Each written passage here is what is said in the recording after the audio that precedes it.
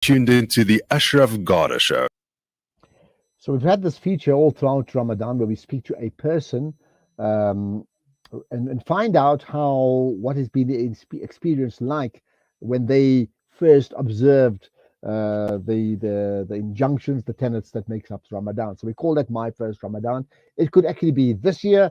It could have been 5 years ago, 10 years ago, 20 years ago, even longer. But it's been fascinating, really, and listening and very enlightening listening to the different stories that we've had all throughout this month of Ramadan. So we continue with that with Ridwaan Mbatha. Ridwaan, appreciate your time. Assalamu alaikum. You just need to unmute yourself so we can hear you. Let's just get that sorted out. Ridwaan, if you can just unmute, then we can hear you. I do notice Ridwaan's got a Manchester City chop. I'm not too sure why. Probably very confident Manchester City, and not Arsenal or not Manchester United or any other team will win the English Premier League title or the European Champions League. Just making the point. Observe that blue top that he's wearing. If you can unmute Ridwaan, so we can get talking. We'll be chatting to Richard Damons and Daniel Sain coming up shortly from Ground Up around their work that they did around the Thabo Bester story. Okay, Ridwaan, you can hear me, right? Salaam alaikum. Okay, we just I can hear you. Can you hear me? Okay, I can hear you now, but your visual appears to be frozen. I'm not too sure why. I can certainly hear you. Just yeah, the network just is carry on bad. talking. All right, if the network is bad, maybe we may just revert to.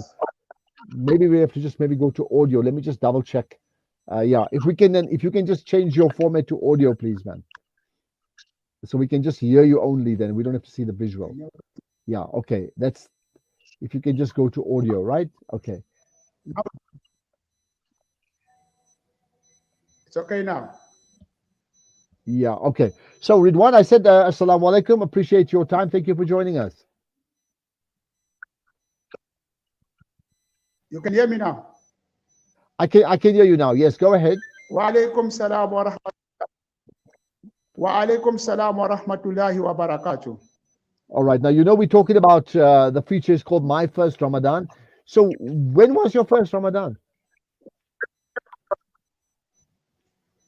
My first Ramadan, I can't even remember now because I accepted Islam in 30. I'm 30 years in Islam now. I think it's 32 or something. But since I accepted Islam, I started the fast until now. Okay. So that's like your Islam is parallel to South Africa's democracy. It's almost 3 decades. Alhamdulillah for that, right? Can you remember your first Ramadan anyway? Like, what was that very first experience like when you had accepted Islam? You're this new Muslim, and suddenly there's the month of Ramadan that's upon you. Can you remember your experience of that very first Ramadan? Yes, I remember my first Ramadan. I nearly fainted. I nearly fainted because why? It was something that was new for me to experience it, to stay without food in my stomach because I'm a food. But I never break the fast. I continue with the first fast, and then after 2-3 days, my stomach was used to fasting. It was like I'm a professional for the fast.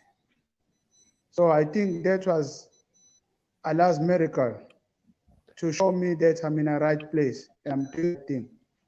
Alhamdulillah. And so that was the fasting part. And when you nearly fainted, I mean, what was going through your mind when you nearly fainted? Like, what is this? What am I into here? Did you think like that?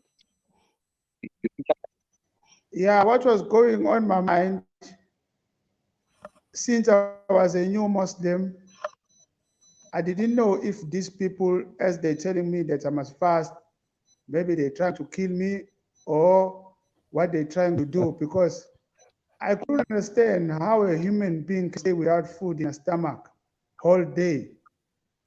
So in my mind, I was doubting if I'm doing the right thing because I didn't know, no one explained me in such a way that I must understand what is fast. Though they did understand me, what is fasting, but not in a way that a new Muslim can understand that this thing of staying away from food, it can be a working thing or it can be an important thing. So that is why I nearly failed. Yeah, and I mean now 30 years later, you're Alhamdulillah, you're like an expert in fasting. You're probably telling other people how to fast when they fast the first time, isn't it,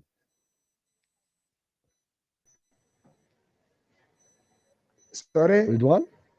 I was saying 30 years can you later, repeat? you're probably teaching other people how to fast when they want to fast for their first ever Ramadan. Yes, I did try to explain to the new people that they became Muslim. I did even encourage the Muslim that I found them already, they were Muslim, but they wasn't used to of this thing of fighting. Never mind they were Muslim, but they were finding it difficult to fast. So since I managed to keep my fast as a new Muslim, I find the easy ways keeping the fast, and then I share with the other Muslims that I already find them in Mm. Islam. And I try to explain the new Muslim that they came after me. And then it did work, inshallah. The only thing And that I told what them were is that yeah you were saying yeah something? you said you were saying you found the easy way, and I was going to ask you what was the easy way, and you tell us, yeah. Yes, I was trying to tell them the easy way of keeping the fast or doing anything in Islam. Any participation that you do in Islam, if you want it, it must be easy. Either it's either it's learning how to read Arabic, either trying to keep the fast, any act that you do in Islam, the easy way that I find it easy for me and I share it is that try to ask Allah first, talk to Allah first, that please make it easy for me. I need to do this. Then automatically, medically, Allah make it easy for whatever you wish to do. That Put your was the faith in only Allah. I mean, secret. that's what you're saying, right? Let me ask Yeah, you this then, yeah. Ridwan. Put So you became this Muslim, you embraced it 30 years ago, thereabouts. Why? What happened to you? How did you come upon Islam? in the location that I'm born in Kwamashu, K section, is not far from Newlands East, from the colored area, there where I accepted Islam. So it happened that when we at home, we can hear Azan, especially Fijr one, because Fijr one it takes place in the morning while people are still sleeping. So that time is very, very quiet. So Hmm. any noise or any audio that can be live, you can even hear while you're inside the house. So it happened that every day we're hearing Azan, but we didn't know what is this. We were just thinking that Indians, they as a young children, we were saying Indians, they start singing now. So all Mm-hmm. the time we think that Azan is a singer. So at 4:30 in the evening, there's a grounds in Newlands, which is a colored area. There where I was hearing this Azan. So we used to pass all the time. That time is Asar time now. We're hearing Mm-hmm. this Azan in the morning.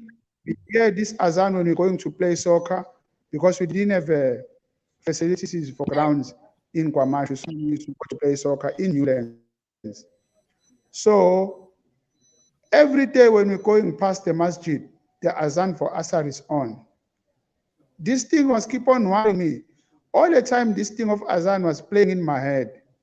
But as it was playing in my head, I had this interest of, I want to know the meaning of what they're singing about, because I can hear this song, it doesn't change the words, it stay the Yeah, same. yeah. Same song So every day. I Yeah, yeah. interested, yes, I was interested in knowing in my language now. I wanted somebody to tell me in my language, what do this song mean? I asked my friends to say, they must wait for me. I can just go inside. I won't be long. I will only be 2 minutes because our way to the ground is passing the gate of the masjid. And then they refuse because they say they can't wait for me. Maybe I'm going to take long. Then I told them, okay, never mind. You all can carry on. I'll be following you all. Then I went in the masjid. When I went in the masjid, I was scared because as a young boy, don't know these people. Plus two, it was full. That day I went inside, it was very, very full. If I remember properly, there was a Jamaat from Pakistan, and there was that Jamaat was mixed. Others were from Pakistan, others were from Bangladesh. So this Jamaat there, they make me sit down, and that time the Imam of that mosque was Mulana Idris. Now he's dead. Allah give him Janatul Firdaus. I mean, Inshallah. Amen. that man, he knew English and he knew Zulu. He knew Zulu like he's born from Kwamashu, that man, but he was a colored man. But he knew Zulu more than me. So this man, he made me sit down. As I was sitting down, I was a little bit nervous because I see the way these people they were dressed. They were dressed different from what I know. I know that men they wear like a pants. So those men, as a Bangladeshis, they were wearing something like a skirt, like a curtain. So all that was making me scared now to say, what is these people are about now? And then they want to eat with them. So I don't know if what they're gonna make me eat. What is gonna make me now? As I'm eating, but I'm only trusting this man, which was an imam, because this man, as an imam, he speak my language and is making me Yeah, understand. yeah. So And you asked him yeah, about the Adhan, right? Did you ask him about the song? What did the song mean for you? Yeah. asking him, but before he answered me, because it was Zor time, he wanted me to eat with them first. So while he's explaining me, he want me to eat. That's why I'm explaining that. So this man here is that explaining to me how to say that song that they sing it there is a song that is telling people and is telling everyone that how great and how big is Nkulunkulu. Because in my language, Allah is Nkulunkulu. And then he explained to me, them they're not allowed to pray without letting the others to know that now is the time of prayer. Now he started explaining me word by word what it means by Allahu Akbar, Hayya ala Salah, Hayya ala Falah, Hayya al Falah, As-salatu khairun minan now. He started telling me in Zulu now. From that day, I told him I like everything he's telling me. And then he told me I must come. He's going to teach me now. Slowly, slowly, he's going to teach me. The following day, I never go to the ground. I came to this man. From that time, he started teaching me madrasa. Until now, I'm a Muslim.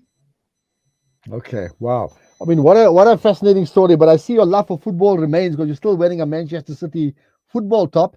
But football's loss or soccer's loss is Islam's gain in this case here, right? It's a amazing story. Alhamdulillah, Ridwan, you certainly inspired us with your story. Thank you for your time. Jazakallah. Okay, Ridwan Mbatha. What a Shukran. fascinating story. Kwamashu, Durban, Newlands East, the Color Township. He heard the song when he was in the mornings, 4:30, and then when they were playing soccer, he heard the same song, and he went into the mosque to find out what that song was all about, and the rest is history. So there we are. People are drawn to Islam in their own ways, and this call to Islam, the call to Salah, is in fact a call to Islam as well. We'll do another few more of those my first Ramadans in the remaining days of Ramadan. We're going to have champion spotting after this.